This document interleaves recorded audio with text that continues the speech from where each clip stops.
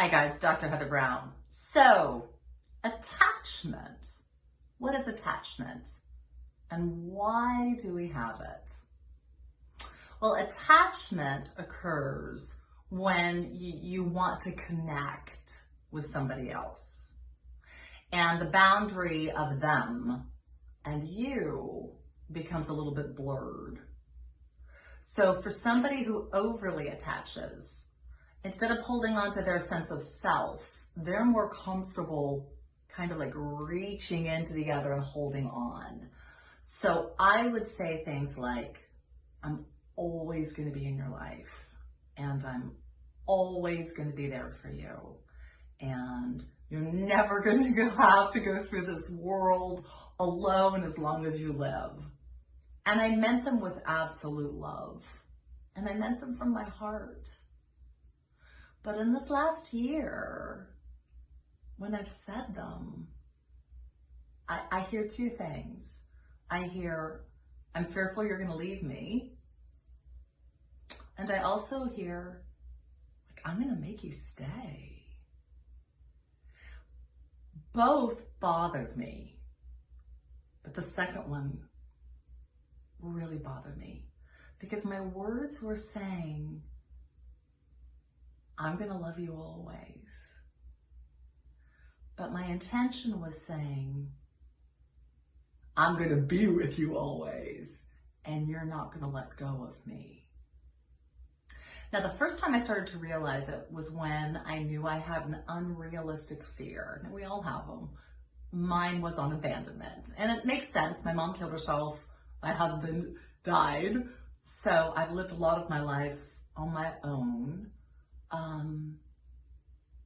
But it was unrealistic.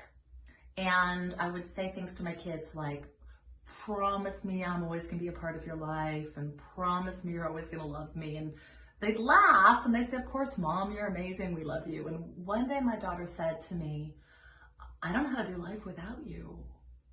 And I went, oh. And she said, yeah, but no, Mom. You've been alive my whole life. I don't know how to do life without you. And God kind of hit me on the side of my head and said, just love her deeply every day. And then she'll choose to love you. When I shared this with her, she said, of course. And something inside me shifted, because I realized instead of me clinging, instead of me forcing, instead of me pleading, I just needed to love and hope that they would want to come back, but realize it was their choice. But when they did, and if they did, and I pretty much thought they would, then I would know they weren't doing it out of concern or fear or obligation to me, but simply out of love, which is really what I wanted. And so that is the reason why it's important to look at attachment. Are you holding on to people and making them feel guilty if they don't stay? Are you forcing people with your words to take care of you? Are you reaching in and trying to make what you want be the reality instead of letting the other person choose? Now, I don't think my kids will choose to not have me in their life, but they have the right to do so. And I will deal with that if that ever comes to be. But that really is the way it ought to be. We ought to be able to live our lives as we choose to, caring for those we love very much, but not being controlled or manipulated. I'd love to hear the places where you struggle with attachment.